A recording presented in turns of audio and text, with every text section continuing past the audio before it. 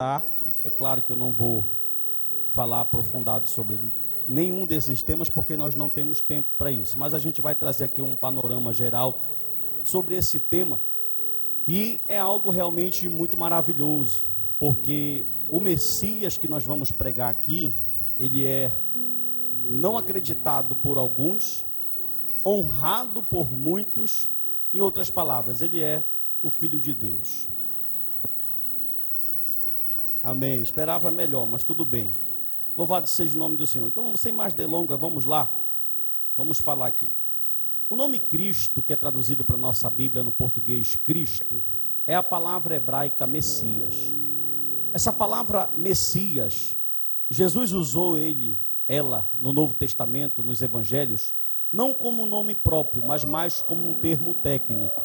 Por quê? Porque esse nome Messias, ele atribuía a Jesus alguns problemas, porque quando Jesus atribuísse a si a palavra Mexiá ou Mashiach no hebraico, ele estaria dizendo ser até mesmo divino, ou, como todo judeu esperava, um filho de Davi, literal, alguém que tivesse nas veias o sangue do rei Davi, que assumiria o trono, baseado em profecias que estão em todos os livros da Bíblia Sagrada.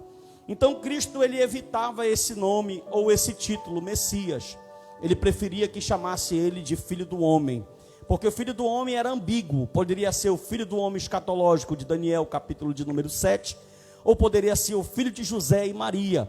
Então, quando Cristo estava e alguém atribuía, muito dificilmente você vai ver Jesus dizendo que ele era o Cristo, né? Sempre as pessoas de fora atribuíam esse título a ele. Mas, pastor, o que significa historicamente esse título?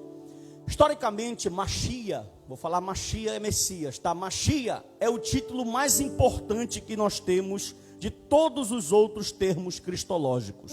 É um tema tão importante que a gente vai tentar entender no Antigo Testamento, no Novo Testamento, dentro da cultura judaica, no pensamento messiânico israelita, no pensamento do judaísmo, nas comunidades de Qumran, no tempo do estado intermediário, o que eles entendiam sobre esse termo Messias.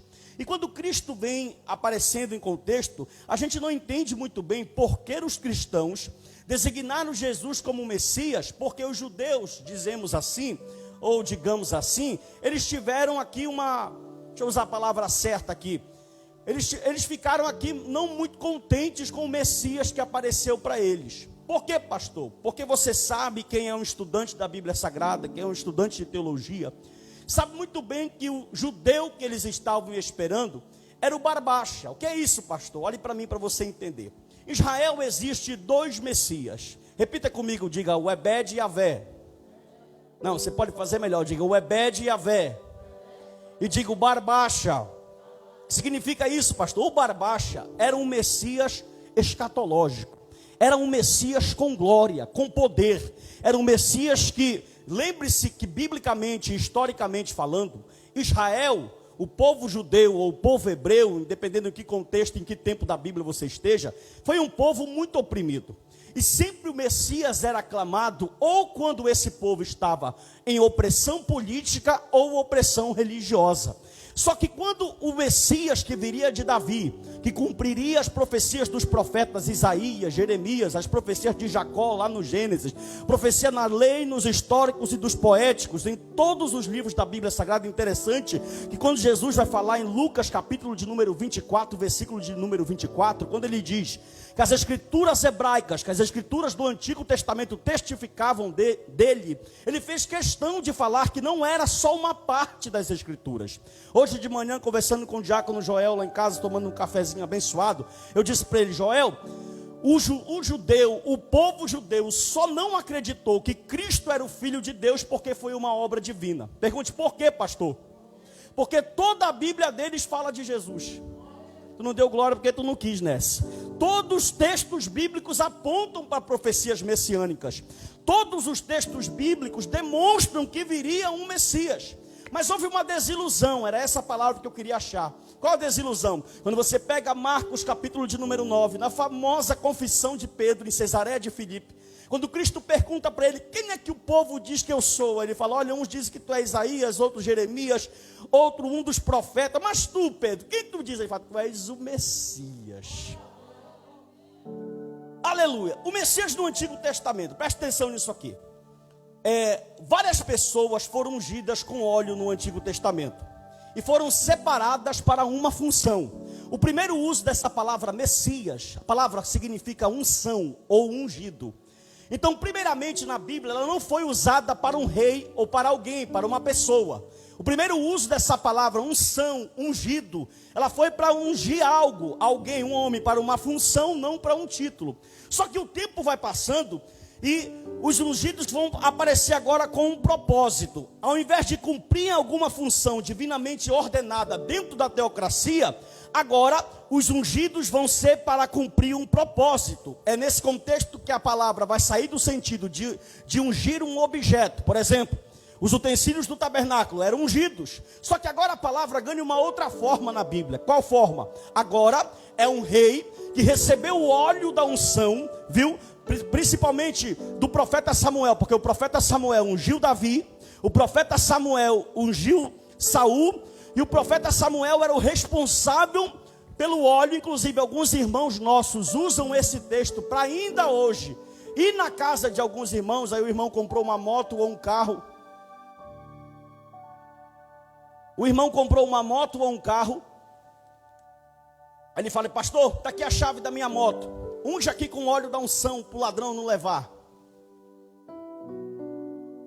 Aí o pastor vai lá na secretaria dele tem um óleo vermelho, um óleo amarelo. Ele fala, qual é a unção que tu quer? A unção que não leva durante um mês, a unção que não leva durante um ano, ou a unção que não leva durante 6 meses? Qual é a unção que você quer? Então preste atenção no termo, só que esse texto, ele era usado, esse termo técnico, ele passou a ser usado por um rei, por um propósito especial, e ele era muito respeitado. Por quê, pastor? Quando você pega o segundo livro de Samuel, no capítulo de número 1, no verso 14, o primeiro livro de Samuel, no capítulo de número 24, no verso 6, olhe para cá, quando eu pedi no slide, 24, verso 6, do primeiro de Samuel, você vai observar que Saul está nas mãos de Davi. Só que Davi, a Bíblia diz que vai temer. Só não pelo fato, irmão, se tinha alguém que estava com vontade de matar Saul, era Davi. Por quê, pastor? Porque Davi está fugindo cerca de 20 anos dos soldados de Saul. Davi, se você ler o primeiro e o segundo livro de Samuel, o primeiro e o segundo livro dos reis, e o primeiro e o segundo livro das crônicas, você vai ver o que Davi comeu, o que Davi passou. Então se tinha alguém que queria matar Saul, só que Saul era ungido. Ele disse, olha, eu não vou te matar porque tu recebeu uma unção. E ai de mim tocar, porque os crentes do Antigo Testamento entenderam que alguém que recebia unção era alguém que tinha recebido um privilégio ou algo de Deus. Mas por que os autores do Novo Testamento, pastor, vão pegar esse texto que eu estou tentando te explicar e vão colocar esse texto sobre a personificação, sobre a pessoa de Cristo Jesus? Prossiga comigo. A expectativa messiânica israelita vai se encontrar na aliança que Deus fez com Davi. Como eu disse, quando o povo passava por opressão religiosa, por opressão política, eles rasgavam suas roupas, pegavam a cinza, jogavam na cabeça, abriam a boca e oravam, Mexia ou Machia, vem me ajudar. Tanto que a expressão no Antigo Testamento, Yeshua HaMashia, que é o Senhor é a salvação, ou Deus salva, ou o Senhor salva, porque a palavra Jesus é a transliteração de Josué. É Josué no hebraico para o novo Jesus. Só que quando esse termo vai encorpando, e chega agora o período intertestamentário, essa palavra fica em desuso. Por quê? Porque parece que nesse período de 400 anos, Deus não está falando com o povo. Parece que as ações de Deus ficaram limitadas. Até profeta e ministério profético não tem mais. Aí entra alguém que a gente conhece muito bem, que é a famosa comunidade de Qumran. Falar bonito, né, irmão? Qumran, ou Qumran, como falo, né? Um português mais abafado. Que era essa? Eles esperavam 2 Messias. O primeiro Messias que eles esperavam era um sacerdote que vinha ungido da linhagem de Arão. E o segundo Messias que a comunidade de Qumran esperava era um rei que vinha da linhagem do rei Davi.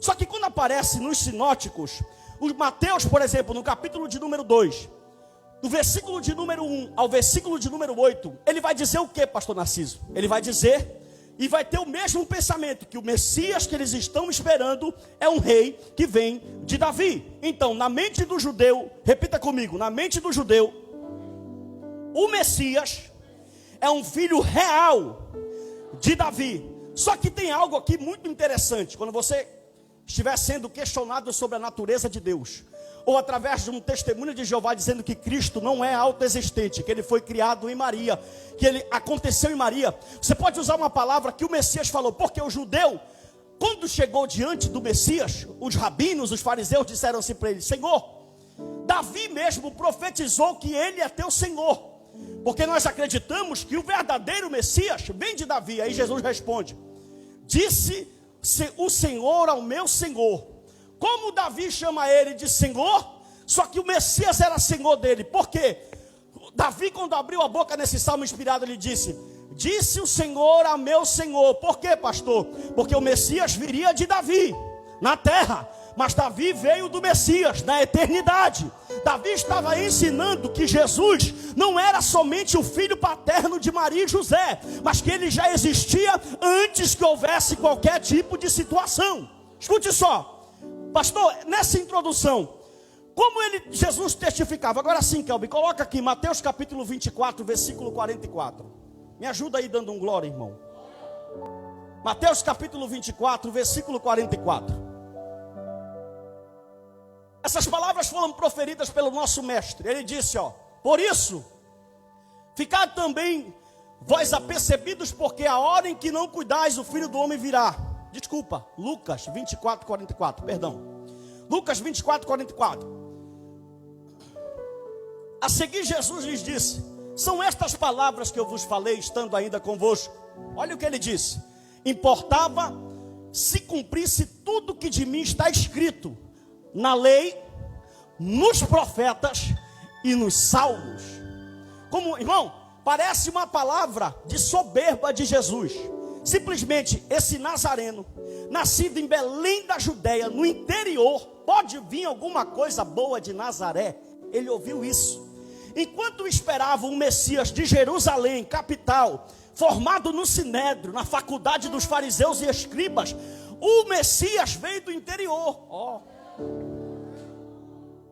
Outra, enquanto esperavam que a equipe de trabalho do Messias fosse a potente, a superpotência de Israel, na equipe dele tinha ladrão, pescador, ou seja, era tudo indo ao contrário. E para completar, nessa frase parece que Cristo é soberbo, porque ele olha para os mestres, escute, Cristo nunca sentou no banco do Sinédrio para estudar teologia. Só que dentro de Israel, segundo o Dr. J. Jeremias, haveriam 2 pontos para você ser considerado um mestre. O primeiro ponto era que você sentasse na faculdade rabínica e estudasse aos pés de Gamaliel ou de outro doutor. E o segundo ponto, pergunte, qual era, pastor?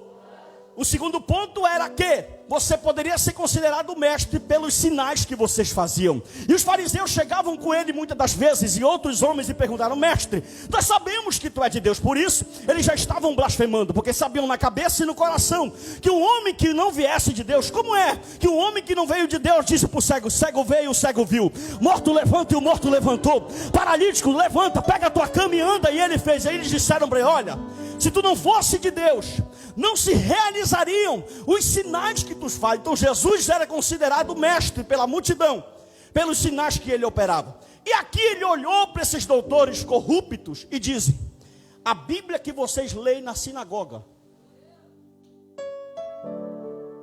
não, vou fazer melhor, só se você dá glória. Lucas capítulo de número 4, a Bíblia diz que ele pegou o moço assistente da sinagoga, só gosta de Bíblia, pegou o texto do rolo do profeta Isaías, abriu, ele leu um texto e disse: o Espírito do Senhor está sobre mim, e me anunciou para pregoar boas novas de salvação. A Bíblia diz que os olhos dos sentados estavam arregalados nele. Quando ele terminou, fechou o rolo, ele olhou para todos e disse assim: hoje se cumpriu essa palavra. Aleluia. Então eram pontos como esse, preste atenção. Jesus está indo tão além, que ele está dizendo para os doutores: eu vou mais além. Cristo poderia abrir a boca, e eu vou provar para você isso hoje, se der tempo. Ele disse assim: olha, na Bíblia de vocês está falando não só do meu nascimento, aqui na Bíblia fala do meu nascimento, da minha natureza, da minha vinda, da minha morte, da ressurreição e do meu retorno. Doutores fariseus, eu, o Mashiach, dá um glória aí, meu irmão, em nome de Jesus. Estou dizendo que a Bíblia de vocês faz uma abordagem geral sobre a minha vida. Aí você olha assim: pastor, por que eles não acreditaram? Porque você precisa ler a revelação completa, lá na frente aos Coríntios e na carta aos Romanos, a partir do capítulo de número 11. O apóstolo o apóstolo Paulo, São só é Cristo, irmão. Inclusive as editoras estão tirando o São, viu? São só é Cristo. O apóstolo Paulo está dizendo assim: olha, ei, Deus colocou um véu, para que quando eles peguem a Bíblia, leem, não entendam, mas quando vocês, aleluia, leem a Bíblia, o véu ele é tirado. Só tem uma explicação: tantos sinais, tantas profecias se cumprindo. Pastor, me provo. Nascimento, 700 anos antes, Miqueias capítulo 2, verso 5, Kelby. 700 anos antes, tinha que ser em Belém. Não, meu irmão, melhora. Tinha que ser em Belém, dá um glória aí, meu irmão. Terra do açaí, terra do pão, ô glória. O profeta Miqueias abriu a boca e disse: portanto, conjunção conclusiva. Estou ficando bom de português, né? Portanto, não terás na congregação do Senhor quem pela sorte lançada... Não é esse texto. Desculpe, 5:2, rapaz. Miqueias 5:2. Agora vai, dá um glória aí, irmão. Agora, e tu, Belém do Pará? E tu, Belém Efrata, pequena demais para figurar como grupo de milhares de Judá. De ti nem sairá que há de reinar, de ti me sairá quem há de reinar em Israel, e cujas origens são desde os tempos antigos, desde os dias da eternidade. 700 anos depois, Deus falou: Gabriel, desce lá. Onde é, Senhor? Jerusalém, no templo, não, é lá em Belém de Efrata. Vai lá. Primeira profecia, Gênesis capítulo de número 49, versículo de número 10. Gênesis capítulo de número 49, versículo de número 10. No 3, toda a congregação lê. 3.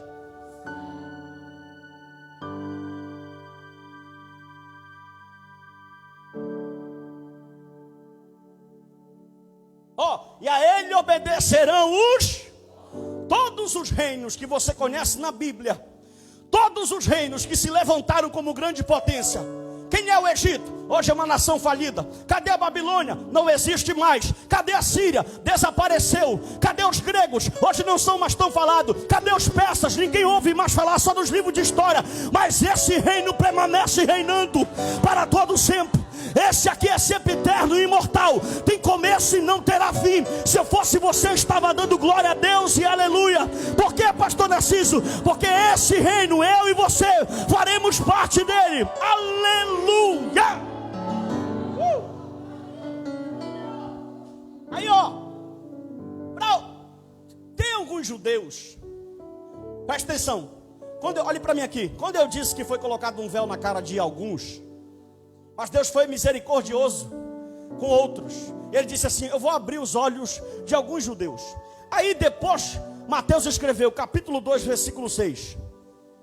Mateus capítulo 2, versículo 6. Como todo judeu lê Bíblia, igual crente, né? Como todo judeu lê Bíblia, Mateus capítulo de número 2, versículo de número 6. O evangelista Mateus abriu a boca e disse assim, deixa só o Kelby colocar. E tu? Estou esperando, irmão, tu dá glória. Belém, terra de Judá, és de modo algum a menor entre os principais de Judá, porque de ti, Mateus está indo lá em Miqueias. Preste atenção, porque Mateus começa a genealogia falando: Jesus, filho de Abraão, filho de Davi, porque ele está escrevendo o evangelho para judeu, e judeu nunca vai acreditar em um Messias que não está na Bíblia dele. E o Espírito Santo falou: Mateus, não tem problema, porque a lei fala dele, os históricos falam dele, os poéticos falam dele, todos os livros apontam para ele, todas as aplicações apontam para ele, todas as profecias apontam para ele. Ele é o centro, ele é o alfa, ele é o começo, ele é o Messias. Glória! Preste atenção. Algum tempinho depois, o profeta Isaías vai falar sobre a natureza desse Messias. Porque tipo assim, quem é esse Messias? Isaías capítulo 9, verso 6, Kelber, por favor. Você não quer profecia messiânica? Então lá vai. Porque um menino nos nasceu, um filho se nos deu. Olha isso, irmão. O governo está sobre os seus ombros, e o seu nome será Maravilhoso Conselheiro, Deus Forte. Olha os atributos: Pai da eternidade e Príncipe da Aleluia. Ainda mais, Isaías 35, capítulo de número 35, verso 5. Bíblia, Isaías capítulo 35, verso 5. Então se abrirão os olhos dos cegos e se desimpedirão os ouvidos dos surdos. Versículo de número 6, Kelby, por favor. Isaías capítulo 35 e o 6. Os coxos saltarão como cervo, e a língua do mudo contará, pois as águas arrebentarão. Por que o Senhor colocou esse texto, pastor? Olhe para mim, só fala se você dá glória. Porque quando João Batista deu uma crise nele, e ele pensou que não era um eleito, mas era, e quis se desviar e não podia. Capítulo de número 11. João Batista está com uma crise existencial muito grande. Ele está lá no cárcere, passou 30 anos dizendo que o Messias veio, o Messias veio. Ele batizou o Messias, ele viu a voz dizer: esse é meu filho amado. Ele falou: eu não sou digno de desatar. Só que um certo dia, como todo crente, João Batista ficou triste, porque ele viu a esperança que ele aprendeu com os pais rabi, com os pais fariseus, cair por terra, porque o Messias já estava na terra e ele estava preso. Ele pega 2 discípulos e diz: vão lá, porque o profeta Isaías disse que quando eles estivessem aqui, os mortos iam ressuscitar, os coxos iriam ver, os paralíticos iriam levantar. Aí perguntaram para Jesus: olha, João, o maior profeta da terra, homem, perguntou: tu é o Messias ou devemos esperar ontem? Aí coloca Mateus capítulo 11, verso 4. Se tu não der glória, eu paro de pregar agora.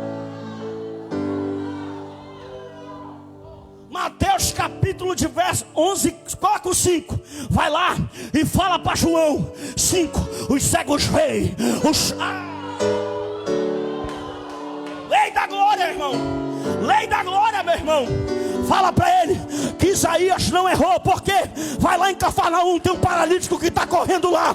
Vai lá no tanque de Betesda, tem alguém que está de pé lá. Vai lá na casa do cego, tem alguém que está vindo. Vai lá na casa da viúva de...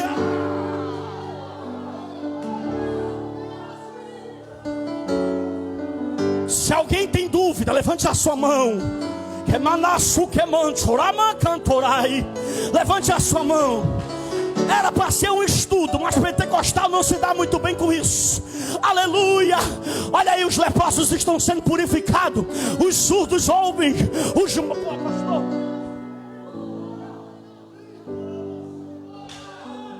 Olhe para mim. Olhe para mim. Diz a Bíblia, oh glória. Ah, se todo pregador falasse isso. Diz a Bíblia e não eu. Diz a Bíblia que quando Cristo morre, olha o problema da morte: segurar a vida. Quando Cristo morre, o evangelista narra que a tumba de alguns fiéis abre, eles levantam, andam em Jerusalém e são vistos por muitos. Pergunte: por quê, pastor? Porque um dos maiores sinais que Messias estava presente. Tanto, olhe para mim, se tu não der glória agora, ele dá. Olhe para cá. Tanto que quem está embaixo da cruz fala o quê? Esse verdadeiramente. Aleluia. Ei, se eu fosse você, eu estava mais alegre. Hoje o católico apostólico paraense, porque não nasceu na Itália, não é romano. Hoje o católico apostólico paraense diz que de meio-dia até 3 da tarde não pode fazer barulho porque Cristo está no túmulo. Mal ele sabe que é o terceiro.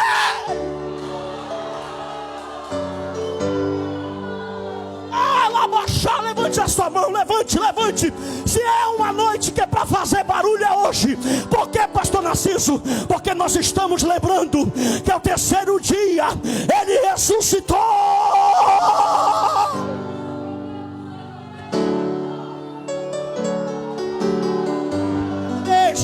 Levante a sua mão, receba autoridade. Aleluia.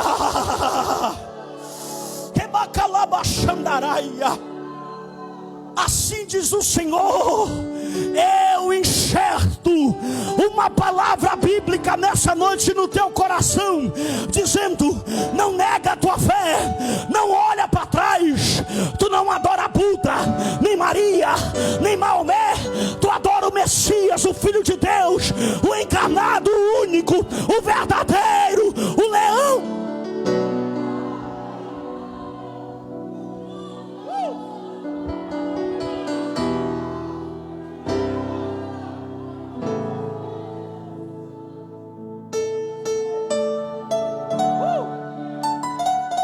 Isaías capítulo 61, versículo 1 e 2. Bora, Kelvin. Está aqui a profecia que ele falou na sinagoga. Irmão, escute isso. Como é? Escute só. Eu sempre faço a ilustração do jovem rico. Pense você.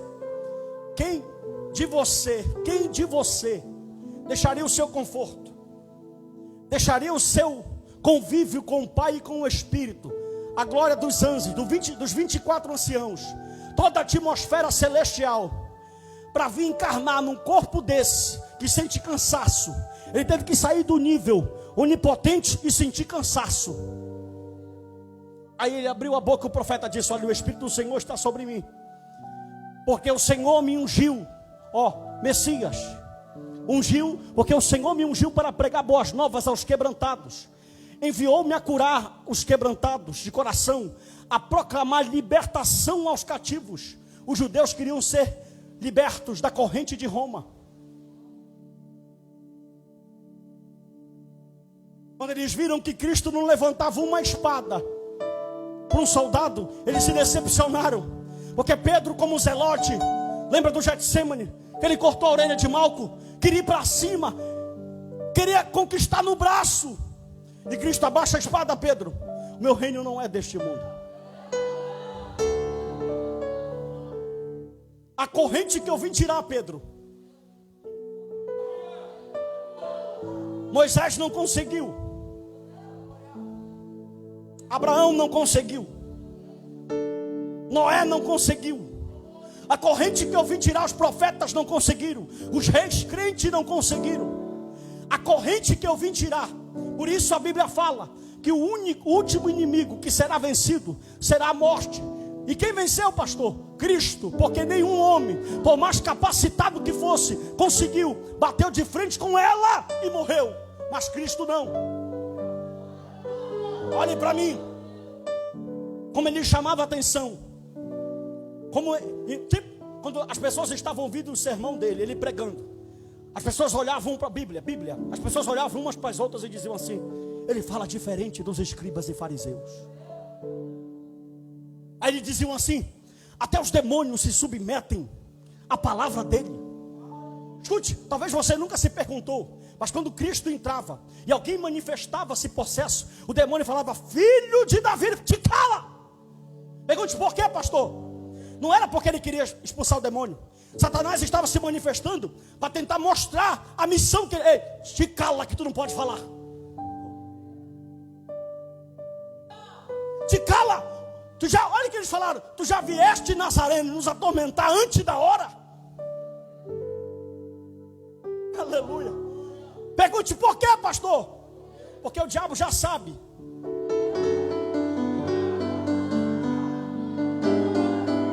Você pode fazer melhor, vou repetir. Porque Satanás já sabe que o lago de fogo, que o Guiena, já está preparado.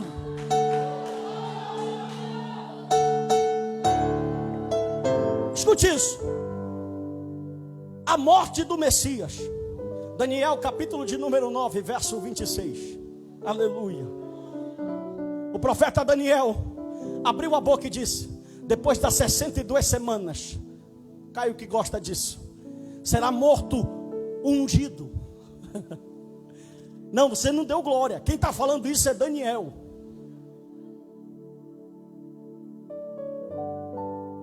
Satanás, tem hora que eu duvido se ele realmente lê a Bíblia. A Bíblia diz que ele conhece as escrituras, sim ou não? Mas eu acho que ele pulou essa parte. Porque o profeta Daniel falou: ele vai vir, e quando completar 62 semanas será morto ungido, e já não estará. E o povo de um príncipe que há de vir destruirá a cidade e o santuário, e o seu fim será num dilúvio, e até o fim haverá guerra. Versículo, Daniel capítulo de número, versículo 27, por favor. Ele fará firme aliança com muitos por uma semana. Na metade da semana fará cessar o sacrifício e a oferta de manjares sobre a haste da abominação, e virá o assolador até que a destruição que está determinada se derrame sobre ele. Os pós-milenistas falam que isso cumpriu em 70 depois de Cristo. Esse texto aqui, mas na verdade é Daniel profetizando que Cristo deveria morrer. Agora escute só isso. Davi foi tão além que no Salmo 22 ele disse até que tipo de morte seria. Salmo 22, versículo 16. Meu irmão, dá glória, que se fosse carro tu estava dando glória. Cães me cercam, uma súcia de malfeitores me rodeiam, transpassaram-me os pés e as mãos. Salmo de número 22, versículo 16, predisse a crucificação do Messias. Mais de 300 anos que essa modalidade de execução não era conhecida quando ele falou isso. 300 anos depois dessa profecia começaram a matar de cruz. Só que o Espírito já sabia tudo. Por quê? Dr. Hernandes Dias Lopes é muito oportuno quando ele disse que Cristo tinha uma agenda feita no céu. Tanto, olhe para mim, segura, que quando ele vai no capítulo de número 4 em João, tinha 3 caminhos, pela ponta da Bereia, pelas montanhas. Só que ele disse: é necessário eu passar por Samaria. Pergunte: por quê, pastor? Porque o plano não foi feito aqui. Jesus não se reuniu numa sinagoga com os discípulos e disse assim: bora fazer o plano de como nós vamos conquistar o mundo pink cérebro. Não, já estava feito.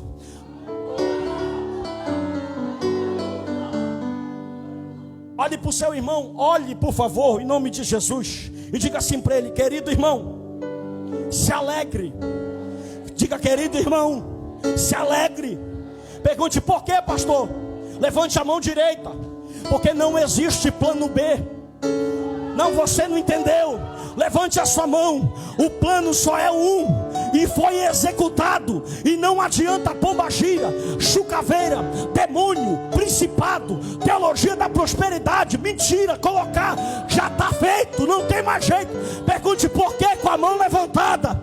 Porque lá no Calvário as profecias teriam que se cumprir. E quando ele estava lá, ele disse: está.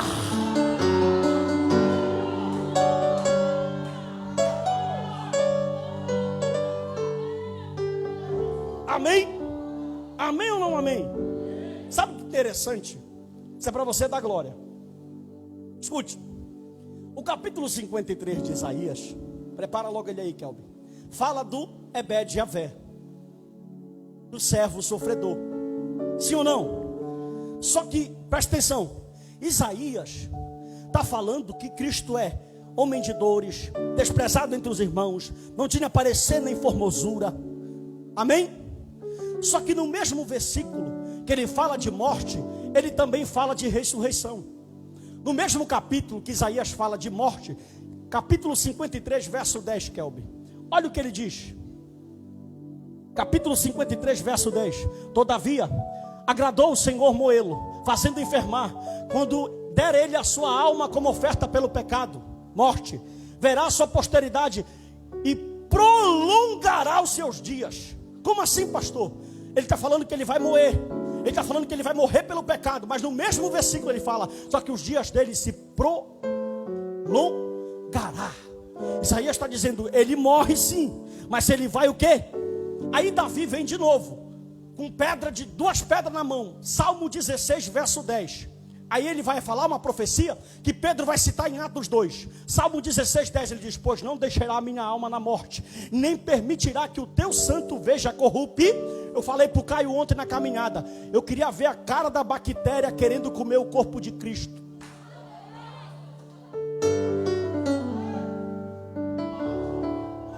Não, tu não entendeu, aleluia. Vou repetir, eu queria ver a bactéria, o corpo querendo entrar em decomposição. Aí o salmista disse, olha, ele não permite. Quer ver para você dar glória? Quero, pastor. Eles falam, escuta, tu vai no túmulo de qualquer maior líder de religião do planeta. Vai lá na França, está lá o osso de Kardec. Vai lá na Índia, Mahatma Gandhi está lá. Vai na Índia também, tem Buda. Vai em Éfeso, Maria está lá. A igreja católica não deixa ninguém passar. Vai lá em Meca, na Arábia Saudita, Maomé está lá.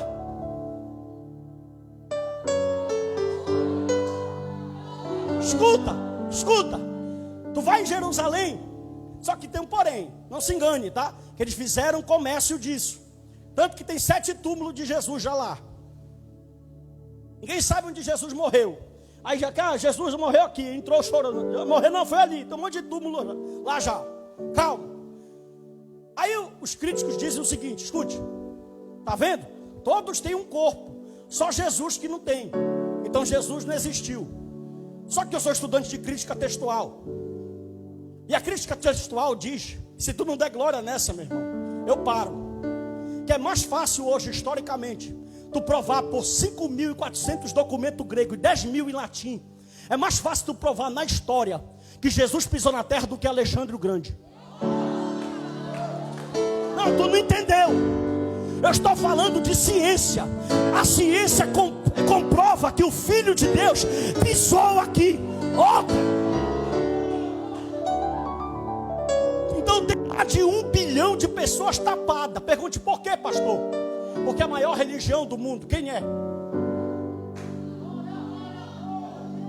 É o cristianismo. Tem mais de 1 bilhão de adeptos. Aí, isso não é de hoje, viu? Não pense que você sofre isso sozinho. Lá no tempo de João, um abestado chamado Cerinto estava pregando nas igrejas do primeiro século, dizendo, esse teu Cristo é um fantasma. Aí João falou assim, os meus olhos viram, as minhas mãos apalparam.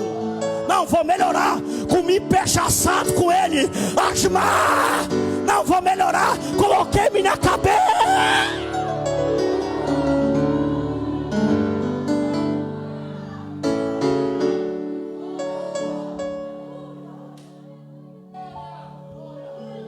Só falo se você dá glória. Quando você chega na história, olhe para mim. Oh glória. Quando você chega na história e o teu professor está dando aula lá, ele fala assim, por quê? 400 anos antes de Buda. Estou esperando. 600 anos antes de Maomé.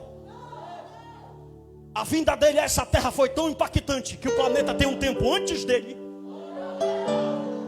Não. Por quê, pastor? Presta atenção. Tem 12 homens dentro de um barco. Marcos capítulo 4, versículo 35. Eles estão apavorados. Jesus acabou de pregar um sermão de fé.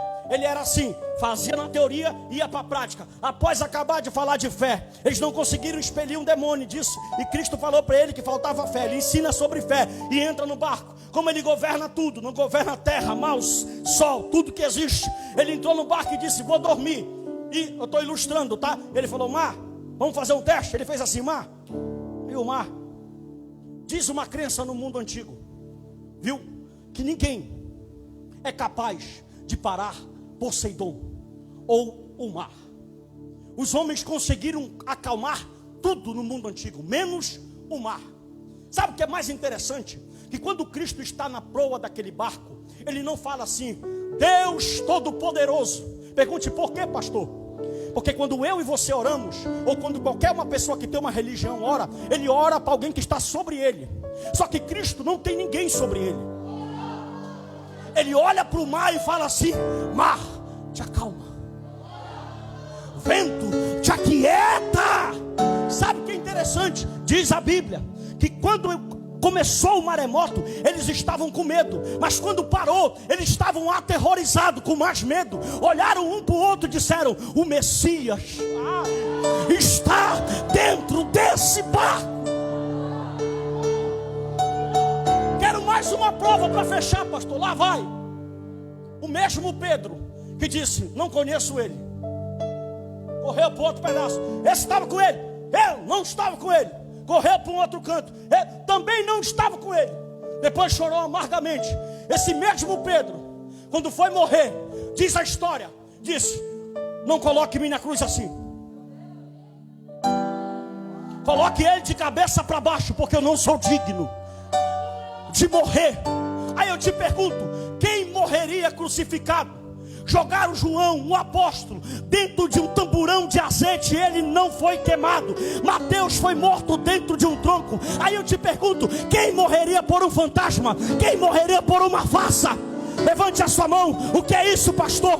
Era o Filho de Deus que estava entre nós. E eu encerro dizendo: falei do nascimento, falei da vinda, da vida, falei da morte, falei da ressurreição, tudo com base bíblica. Na Bíblia deles, se tem um judeu olhando, faça exegese direito. Último, o retorno. Uma vez um autor falou algo tão lindo, eu só falo sobre você da glória. Ele disse assim, eu até esqueci o que eu ia falar. Vamos para cá. Acontece, daqui a pouco eu lembro. O retorno, último texto, Zacarias capítulo 12, versículo 10. Amém? Como é que Zacarias, você viu o tanto de profecia que nós lemos? Um matemático chamado, notei o nome dele bem aqui, eu não sei falar inglês, Peter W. Stoner, matemático, disse, escute isso, que para Cristo cumprir 8 profecias dessa, quantas? Tem mais de 50. Para que ele cumprisse 8 só, a probabilidade era de 1 em 100 quintilhões. Como assim? Vou melhorar. Tu não deu glória porque tu não entendeu. Vou melhorar. Ele disse, era como se tu pegasse o estado do Texas e cobrisse o estado do Texas com moedas de 1 euro, todo o estado. Vendasse os olhos de um cego e pintasse uma moeda e falasse para o cego, acha.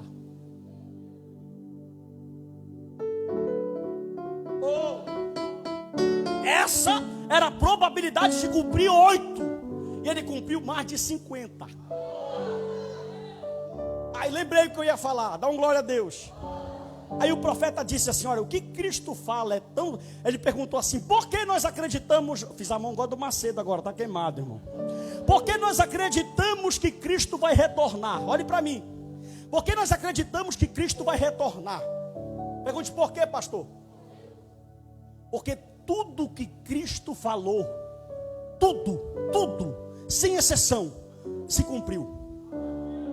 Capítulo 14 de João, versículo 28. Não põe, fica nesse texto aqui, Kelber. Diz assim, ó.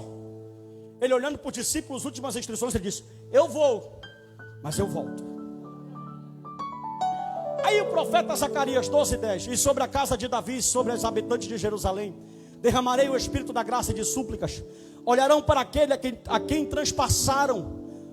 Pranteá-lo-ão com quem pranteia por um unigênito. E chorarão por ele como se chora amargamente pelo primogênito. Os judeus vão reconhecer. Viu? Disseram, foi ele.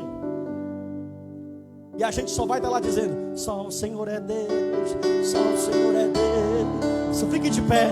Oh glória. Gostei que eu vi o Rafael falando na live. Dá um soquinho aí no teu irmão que não pode tocar nele agora. Faz um soquinho assim.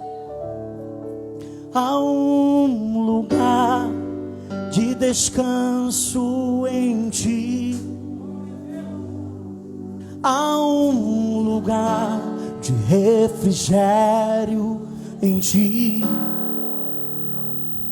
Há um lugar, reina. Esse lugar é no Senhor. Bora, Kelber, me ajuda. Há um lugar que não me influencia. Há um lugar onde eu ouço teu Espírito. Há um lugar de vitória em meio à guerra. Esse lugar é no... Se levantar a mão direita fica mais bonito. Levante e sela para o nome dele, vai! Esse lugar é do Senhor.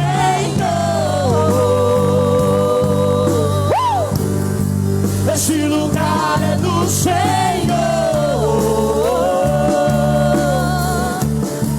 Esse lugar é do Senhor. Ele é o Messias. Oh! Esse lugar é do Senhor.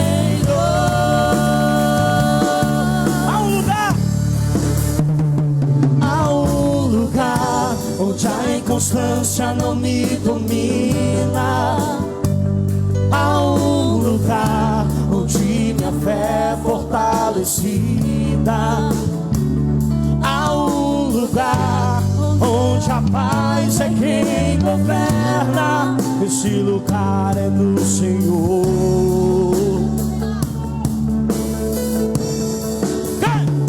Há um lugar onde os sonhos não se abortam. Há um lugar onde o temor não me enriquece. Há um lugar que quando se perde aqui se ganha. Esse lugar, isso é verdade. Levante a sua mão aí, crente, vai e declara para ele nessa noite. Esse lugar é do Senhor.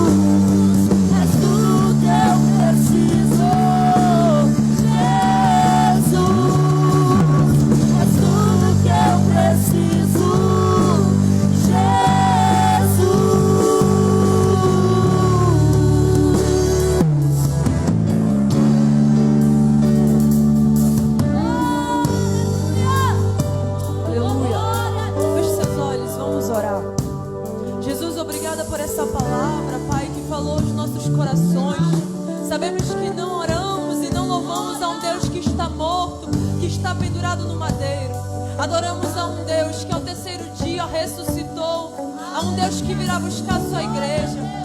Obrigada, Senhor, porque temos um Deus vivo a quem recorrer. Abençoa a vida do nosso pastor, Senhor, usa ele como canal, Senhor, para falar a tua palavra, iluminar as nossas mentes, em nome de Jesus. Amém? Glória a Deus. Se existe alguém que quer entregar a sua vida ao Senhor, se você quiser, vem aqui na frente em nome de Jesus, para nós encerrarmos nosso culto com chave de ouro. Se existir alguém. Amém? Glória a Deus. Você pode se assentar, vamos dar os nossos avisos e vamos encerrar o nosso culto. Amanhã nós teremos consagração às 8 horas. Você que pode, venha estar conosco, é uma bênção a consagração. Domingo nós estaremos tendo escola bíblica às 8 horas. Nós estamos estudando sobre angelologia, a doutrina dos anjos. Então é muito interessante. Se você quer aprender a respeito de Deus, as doutrinas, venha ser edificado. Domingo agora nós estaremos tendo culto de Santa Ceia, que para nós cristãos é um dos cultos mais importantes. Então venha estar conosco. Nós estamos tendo oração do meio-dia, segunda, quarta e sexta. Vamos continuar as mensagens dos selos do Apocalipse, forte, viu? Tem escatólogo na oração do meio-dia, então aproveite. E quinta-feira temos culto de rua. Já tem lugar, irmão Léo? Ainda não? Estará sendo divulgado. E sexta-feira nós estaremos dando continuidade ao nosso tema, o Messias. Amém? Você foi abençoado, edificado nesse culto? Vamos sair daqui com alegria, né? Em nome de Jesus. Fique de pé, vamos orar para nós encerrarmos. Você que está aí na live, creio que o Senhor falou ao seu coração. Se você também tem o interesse de entregar a sua vida, feche os seus olhos agora e vamos orar ao Senhor. Deus, nós queremos te agradecer por este culto, Senhor, porque tivemos a oportunidade de congregar, de nos reunir com nossos irmãos, sermos edificados e fortalecidos pela tua palavra, Senhor. Eu te peço pela vida de cada um dos jovens e das pessoas que estão aqui neste culto, dos irmãos que estão assistindo a live, Senhor. Nos cobre com a tua presença, com saúde, Senhor, com vigor, para que possamos usar a nossa juventude para te servir. Nos leve em paz, guardados e protegidos, em nome de Jesus. Amém? Amém. Está encerrado o nosso culto em nome de Jesus. Glória a Deus.